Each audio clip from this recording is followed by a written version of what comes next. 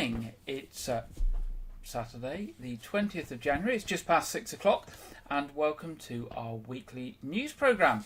And in the news this week, it's all changed for the weather again this weekend. Having had a week where we have seen temperatures drop to -4, things are warming up again, and this weekend temperatures will be approaching 10 centigrade. But this will come with strong winds and heavy rain. A weather warning is in force for Dorset this weekend, when we could see 24 hours of heavy rain and strong winds. Winds may hit up to 70 miles an hour, and transport services such as buses, trains, etc. may be affected, and flooding is possible. We will hear more from the Met Office later in this evening's programme with the weekend weather forecast. And Weymouth Museum is looking to make contact with local residents who were in Weymouth during D-Day, as they are working to put together a special exhibition for the D-Day commemorations this year. The 80th anniversary of the Operation Overlord is on June the 6th, 2024, and the Noath Fort, together with Weymouth Museum, are planning a joint event and exhibitions to commemorate this. Along the south coast, Allied forces prepared for what would become the largest seaborne invasion in history. Many American GIs destined for Omaha Beach passed through Weymouth. A spokesman for Weymouth Museum said the anniversary June the 6th has a tremendous significance in the history of Weymouth. We want to hear the first-hand testimony of residents who were in Weymouth at the time. Any resident who recalls these days, some may have been children at the time and of course talked to the American soldiers, is asked to email Weymouth Museum, and the email is weymouthmuseumchair at btinternet.com. weymouthmuseumchair@btinternet.com. Now, local cultural attractions will benefit from a combined £1.4 million boost over the next 3 years after grants were awarded by Dorset Council. This will include support for the arts, museums and heritage organisations. A total of 28 grants were awarded to different institutions across the county, serving different principles. The largest beneficiary of the grants is Dorset Museum and Art Gallery on High West Street in Dorchester. They were awarded £150,000 spread over 3 years. Claire Dixon, who's the Executive Director of Dorset County Museum, said that the significance of the museum's contribution has been recognised, saying the money is greatly received. She said the money will help to support our core work and contribute to the delivery of the Council's strategy in relation to building stronger, healthier communities and driving economic prosperity. Specifically, this grant will be directed towards the work that ensures the creation of a sustainable museum. Plans for the grant include underpinning costs of exhibitions, meaning that the museum will be able to borrow world-class collections to link the stories of Dorset to contemporary issues. Dorchester Arts is another beneficiary of the fund and received a sum of £60,000 spread over 3 years at £20,000 a year. The artistic director for Dorchester Arts said that they were delighted to be included in the grants, which are vital to their operating costs. They said it supports their costs, overhead, salaries and helps with essential core costs rather than a specific project. We can't carry on without it. Went on to say we aim to bring great performances to the town and give local people creative opportunities and develop creative talent. Sandy Hill Arts was one of the new charities that has received funding from the council. Based in Corfe Castle, the arts charity has been looking to help the community when it comes to creative events and education, as well as well-being and combating rural isolation. Laurel Hart, who's the artistic director, said we are grateful to the council for recognising Sandy Hill Arts' value in developing the arts in Purbeck and look forward to working with the creatives and wider community over the year ahead. The funding is a big step forward for Sandy Hill Arts, helping us to achieve our goals by securing a sustainable employment model that enables us to develop and deliver over the next 3 years. A full list of successful organisations receiving grants includes all sorts of things, and I'll just mention a few of them.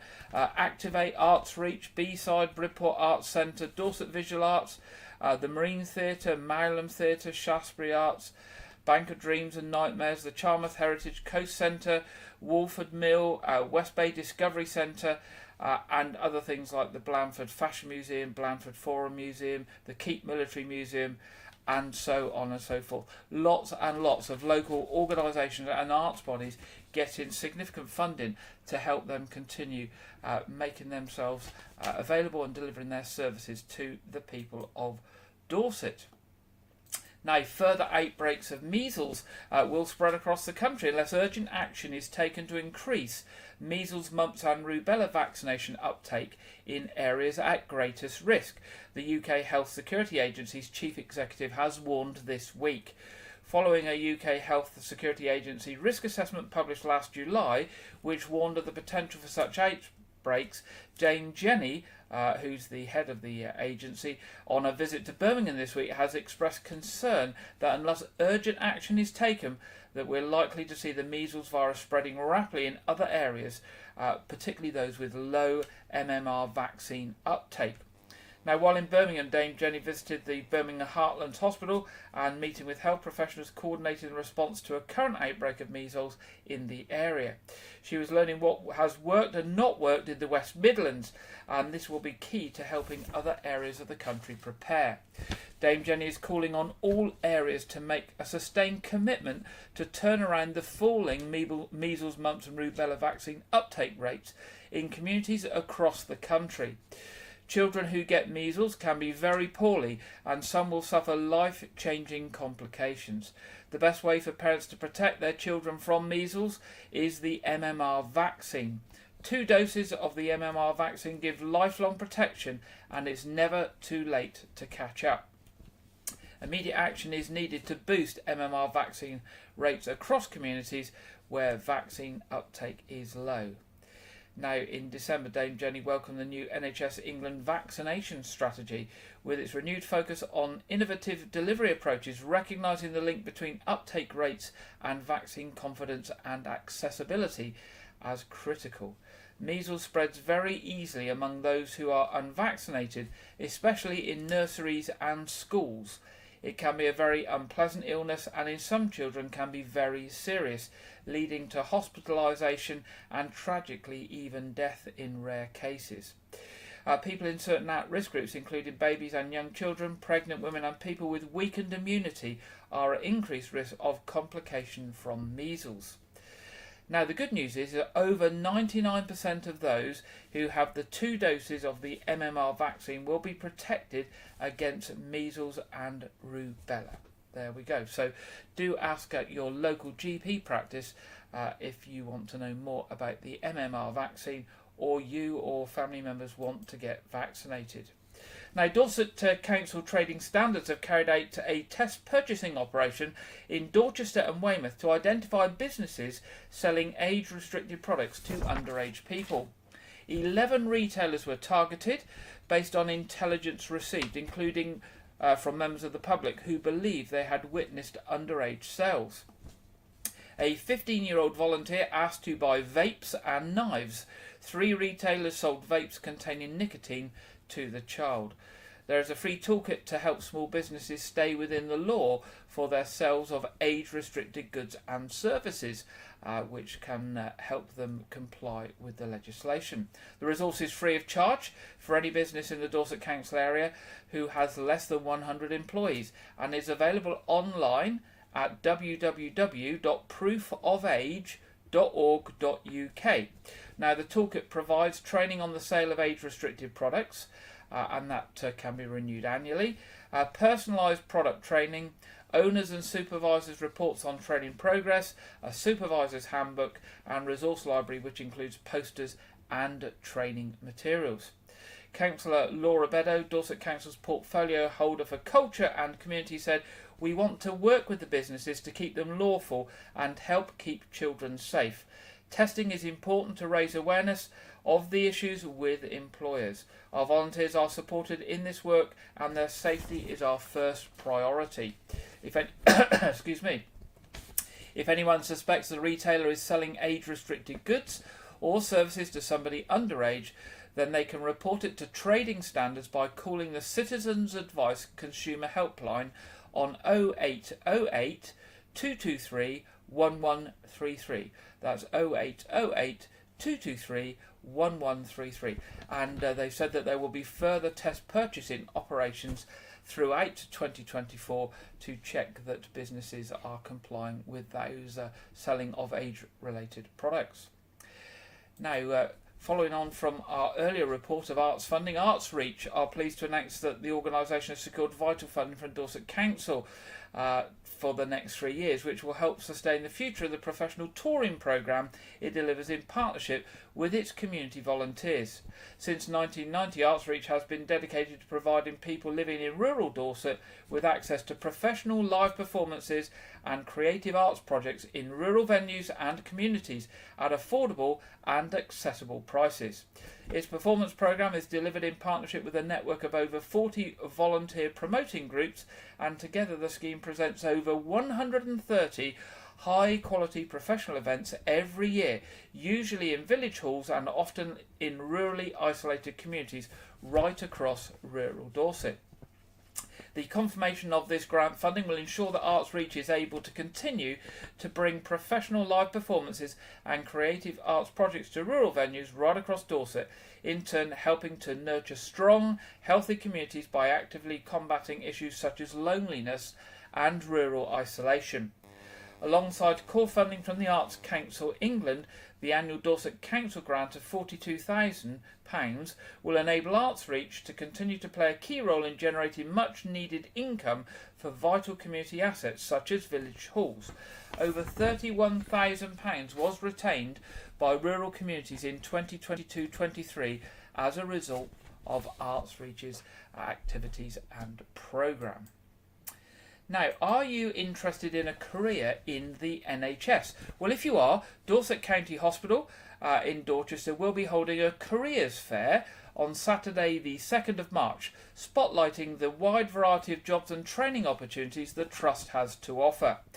Whether it be clinical or non-clinical role, the event is an opportunity for those interested in a career in the NHS to explore their options and speak to healthcare professionals about their roles, responsibilities and qualifications. Staff will be on hand to answer any questions and give people an insight into the work of the NHS and what goes on at Dorset County Hospital. There will also be information on current training opportunities, work experience and apprenticeships available at the hospital, as well as a chance to apply for specific roles at the event. A number of talks are planned to be held throughout the day on various topics. Further details will be made available closer to the date. Whether you're at school or college and are thinking about a future career, or you are thinking about a career change, the day aims to provide a great introduction and insight into the working of the NHS and Dorset County Hospital. Now, the careers fair will run from 10 a.m. to 4 p.m. That's on Saturday the 2nd of March. It will be in the Education Centre at the hospital, which is accessed via the East Wing Level 0. For further information about the event, you can drop an email to the hospital, and the email address is recruitment@dchft.nhs.uk. That's recruitment@dchft.nhs.uk. Now, this week's appeals from Dorset Police. Officers from Dorset Police are appealing for witnesses or anyone with information to come forward following an assault in Weymouth that left a man seriously injured.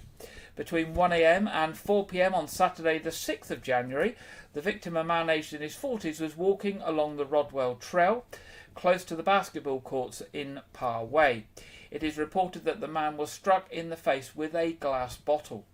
The man was taken to hospital for serious facial injuries, and sadly the man has lost the use of his eyesight in one of his eyes. Excuse me. Police Constable Harry Chaplin of Weymouth Police said, "We are conducting inquiries into this assault, and I'm keen to hear from anyone with information that might assist our investigation. I would urge anyone who was in the area of the Rodwell Trail or Parr Way and witnessed any suspicious activity around the time of the incident to please contact us." So that's Saturday the 6th of January between 1 a.m. and 4 p.m. on the Rodwell Trail near the basketball courts in Parr Way. Now, staying with Dorset Police, officers are appealing for witnesses or anyone who has relevant dashcam footage to come forward following a fatal road traffic collision near Dorchester. Dorset Police received a report at 5:42 a.m. on Monday the 15th of January of a collision at Long Ash Lane on the A37 involving a black Honda Civic, a grey Volvo XC90 and a man heavy goods vehicle. Emergency services attended, and very sadly the driver of the Honda, a local man aged in his 20s, was pronounced dead at the scene. His family have been informed. The driver of the Volvo, a man aged in his 50s from Somerset, was taken to hospital with minor injuries. Road closures were put in place to allow the emergency services to respond to the incident and for an examination of the scene to be carried out.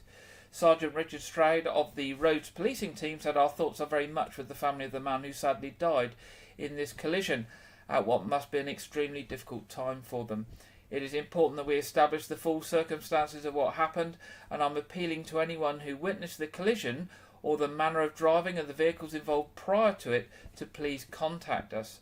I would also like to hear from any motorists who were in the area and captured any relevant dashcam footage." Now, if you can help with either of those incidents, then you can contact Dorset Police on 101. That's 101. Or if you wish to give any information anonymously, you can do it via the Crime Stoppers charity by calling 0800 555 111. That's 0800 555 111. Now, the coroner for Dorset is seeking assistance of the public to find the next of kin of a man who lived in Weymouth. Stephen John Redhead, who was 62 years old and lived in James Street, Weymouth, died in Weymouth on Wednesday the 17th of January. His death is not being treated as suspicious and no police investigation is needed into his death. Coroner's Officer Tracy Jean said, "We are not treating the death as suspicious. However, we have not been able to locate his next of kin. If any member of the public has any knowledge of his family members, please contact us as soon as possible on 01202 123 900. That's 01202 123 900. And that's any known relatives of Stephen John Redhead, aged 62, of James Street, Weymouth, who died this week. Now, a former Weymouth school, which also served as a family centre, is expected to become a school once again. The former Cromwell Road School has been closed for a while, but it was previously a family centre and a base for Weldmar Hospice Care. I also spent 2 years of my secondary education at the school when it was Westham Lower School. A prior approval application seeks to use the former Cromwell Road School, previously used as the Horizon Family Centre and by Weldmar Hospice Care, to a school for children with special educational needs. The application comes from Melrose Education Limited, which say the use would protect a community facility and make good use of a building designed for education, with Weymouth Central Boys School, Westham Secondary School and Cromwell Road Infant School previously occupying the site. Melrose Education say they would use the site to cater for children aged 8 to 16 with social, emotional and mental health needs, including autism spectrum conditions, attention deficit and other learning difficulties. The company say access to the site would remain as it is and the amount of traffic generated would be no more than for previous uses, with 20 car parking spaces to remain on the site after the layout is slightly changed to incorporate a new play area. No significant changes are being proposed to the external appearance of the building, with the exception of the creation of a new play area with specialist equipment suitable for needs of pupils. The residents in the road and Weymouth Town Council have both asked for measures to be considered to prevent pavement parking when carers and taxi drop-offs and collect pupil from the site, both pointing out that the road is normally congested. Now, it's Holocaust Memorial Day coming up soon on the 27th of January. Holocaust Memorial Day remembers the millions of people who died during the Holocaust under Nazi persecution and in the genocides that followed in Cambodia, Rwanda, Bosnia and Darfur. To commemorate Holocaust Memorial Day this year, Dorchester Town Council and the South West Dorset Multicultural Network, with the support of Dorset Council and Kushti Bok, have organised a free public event which will take place on Friday the 26th of January at the Corn Exchange in Dorchester from 12:30 to 1:30. So just remember, Holocaust Memorial Day is the 27th of January and this event is on Friday the 26th of January at the Corn Exchange. The event will involve speakers and music as well as presentations from local schools. The theme for this service is the fragility of freedom, which will explore the idea that freedom is a fragile concept and one we should not be complacent about. Eroding our freedoms is often a subtle, slow process, but if left unchecked can pave the way for greater crimes to be perpetrated against populations. The event will conclude with the lighting of candles and a minute's silence. Free refreshments will be available afterwards. The corn exchange will open from midday to allow time to view displays and meet with the organisers before the event commences at 12:30. If you would like to learn more about this year's theme, then the Holocaust Memorial Day Trust has a range of resources, including life stories, recommendations for book clubs, poetry and short films. So if you go along to Google and you search for Holocaust Memorial Day Trust, that will take you along to that website. And finally, in tonight's headlines, a number of free workshops to teach young people entry-level music making will be taking place in Weymouth. Dorset Bushcraft has been awarded £1,694 from Abry Group's Community Fund for its Creative Chaos workshops to take place in Littlemore. These workshops are free, and Dorset Bushcraft aim to involve young people who ordinarily might not be able to take part in this kind of activity due to financial pressures or constraints. Open to young people aged 10 to 16 years, those taking part can look forward to entry-level music making sessions that will explore learning how to play the ukulele from scratch and building up the confidence to sing in front of other people. Che O'Connell, who's an instructor and owner of Dorset Bushcraft, said, "Our sessions give young people with musical aspirations what can be rare access to this avenue of creativity. The sense of achievement can be overwhelming when a young person realises that they can actually play a tune, more so when a group comes together and plays as one." Workshops will take place over 8 weeks, and participants should expect to commit to the full programme. Sessions take place at the Top Club Youth Centre in Littlemore, with exact times and dates to be confirmed.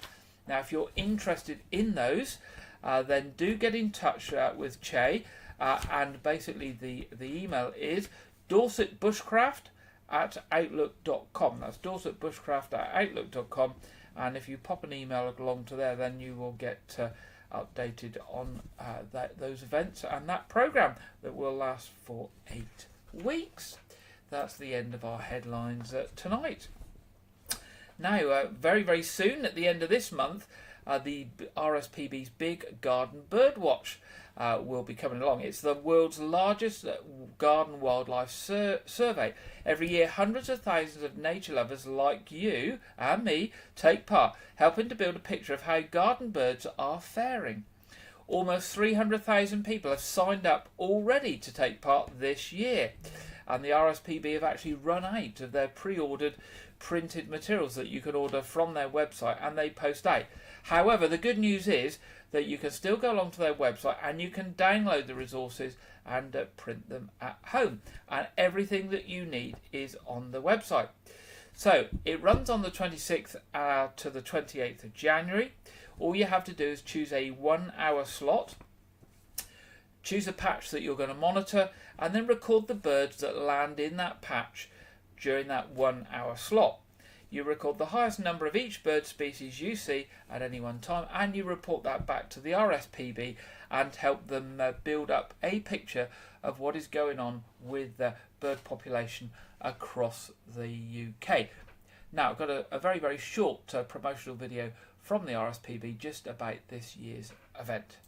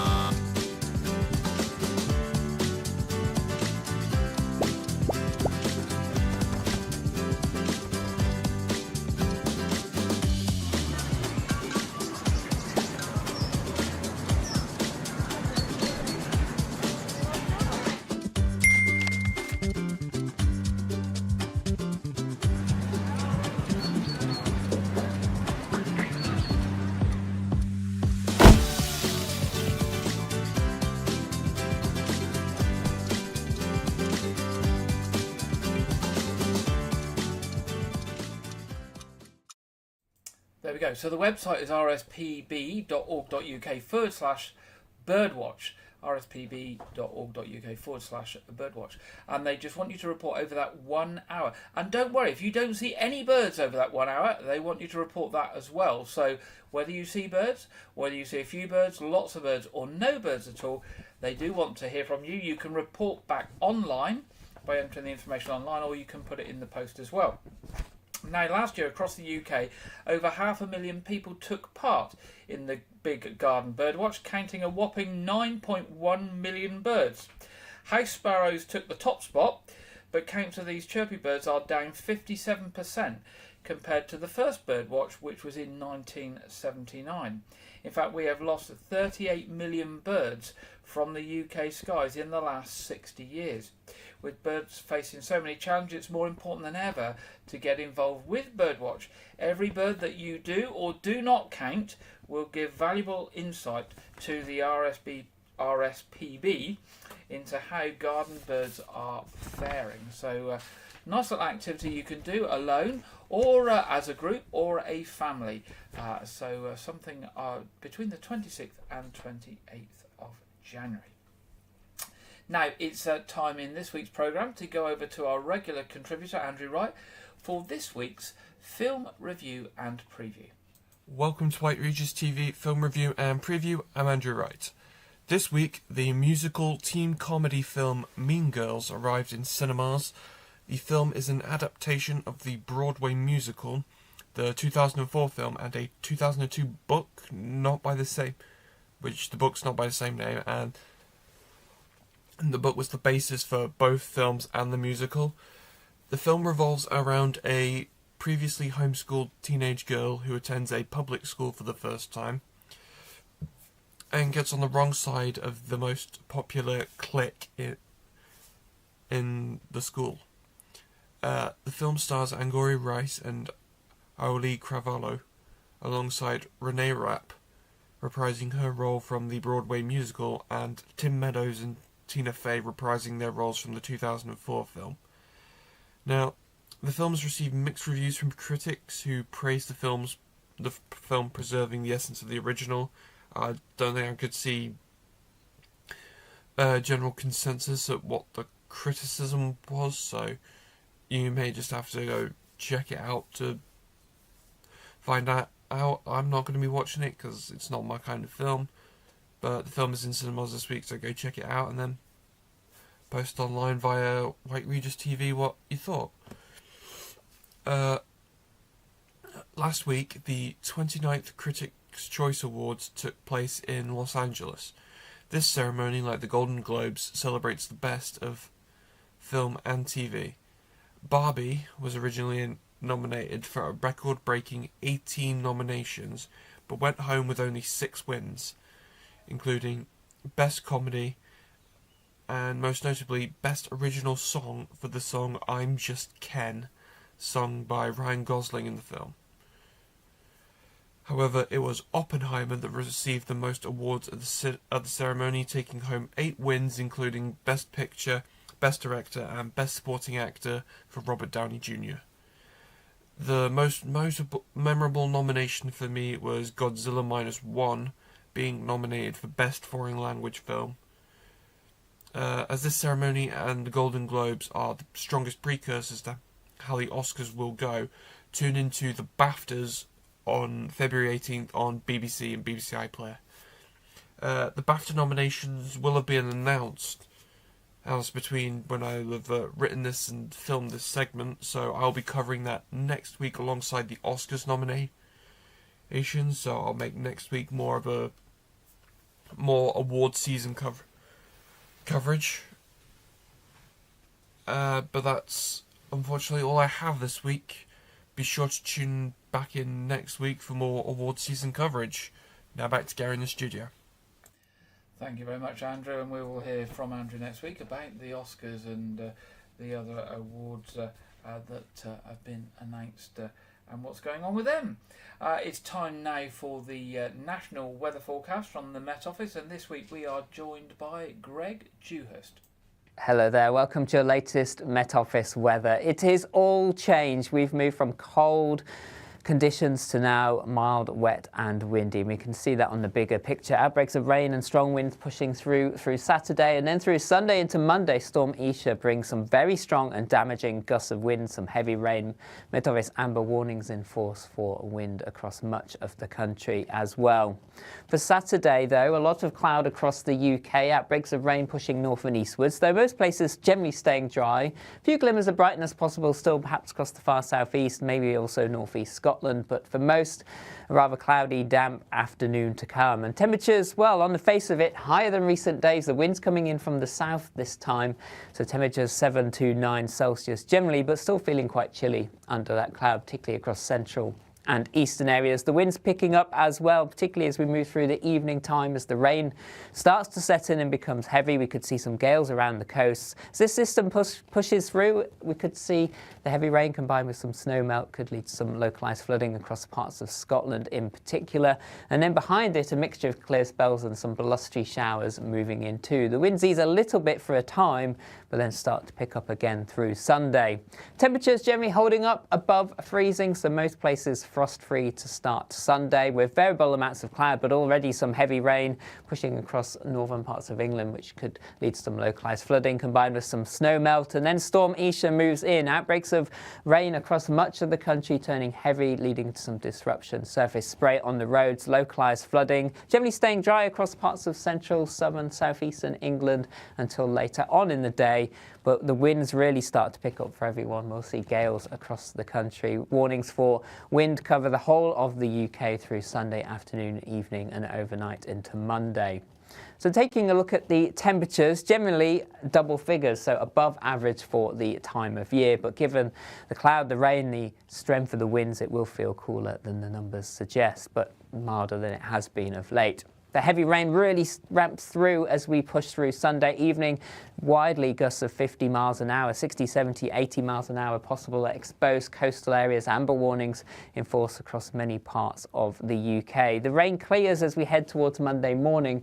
Blustery showers continue, but the winds remain strong for the Monday morning rush hour. So taking a look at the winds in more detail through Sunday evening, you can see the pinks on the chart covering much of the UK, indicating gusts around 50 miles an hour. And then these darker shades, 60, 70 miles an hour, are possible as we head through Sunday evening time. Then into the early hours, the centre of Isha could give some very strong and gusty winds across the northern parts of Scotland, an area to watch. And then by the end of the night, we could see some very strong winds across the southeast of England before they tend to ease as we head through into Monday. So a very strong, gusty period to come. We could see some damaging gusts of winds leading to power cuts in places, large branches, trees down, and it could lead to some travel disruption as well. So overall, Storm Isha is likely to bring some travel disruption through Sunday evening, overnight into the morning rush hour on Monday. Damaging gusts of wind, so do take care if you are travelling. Amber warnings for those winds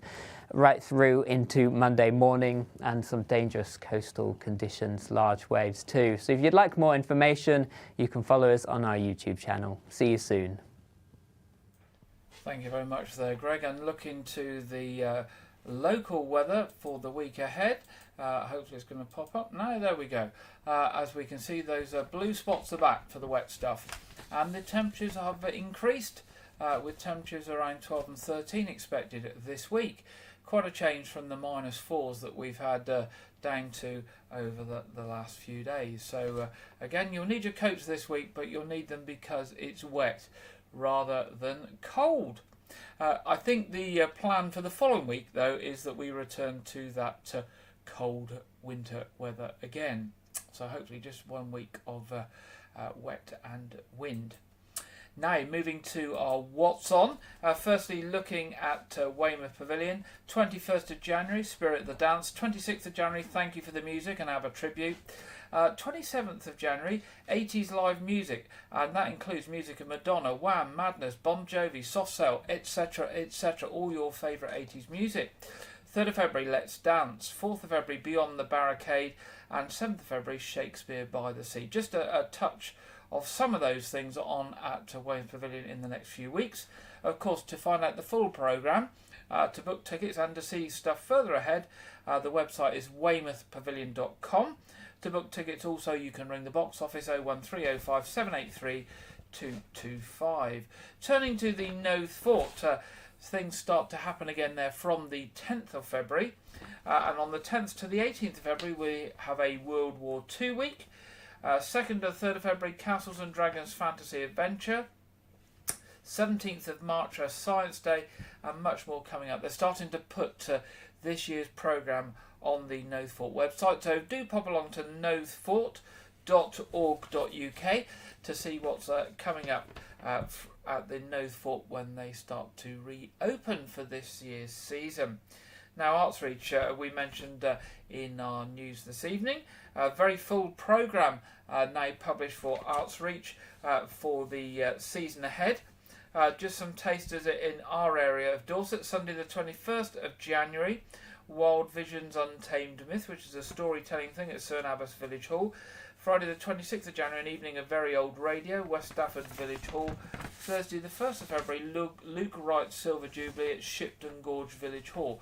Now, more information on those and all the other events that Arts Reach are putting on are on the Arts Reach website at www.artsreach.co.uk. Church services tomorrow in the Wyke Regis area. 8 a.m. communion at All Saints Church, 9:30 communion at All Saints Church, and 11 o'clock at St Edmund's Church. Our other programmes this week are quiz as ever, Saturday night, 7:30 tonight in, where are we? In about 50 minutes time. 50 minutes time at 7:30. Stream will go live about 20 past 7. So you can find it and be sitting comfortably ready for the start at 7:30. That's open to everyone. It's for the whole community, family friendly. So do join us if there's nothing much on TV that takes your fancy tonight. That's 7:30 on all our usual channels. And Clive Gray is back with A Year Gardening with a January edition. And that will go out tomorrow, Sunday at 4 p.m. and will be repeated Friday at 7 p.m. and we start to hear from Clive as to what he has planned in the garden for 2024. So do look into see Clive's programme tomorrow at 4 or Friday at 7, and of course if you can't catch it at either of those times you can catch up with it on replay on YouTube or Facebook at any time. That brings us to the end of this week's programme. Of course, we would love to hear from you with any news that you've got, any events coming up for 2024. Do drop us a line at news@wykeregis.tv so we know what's going on and we can share it in future programmes. Other than that, it just leaves me to say have a good weekend and good week ahead, and I look forward to being back with you next Saturday at 6 o'clock. Good night.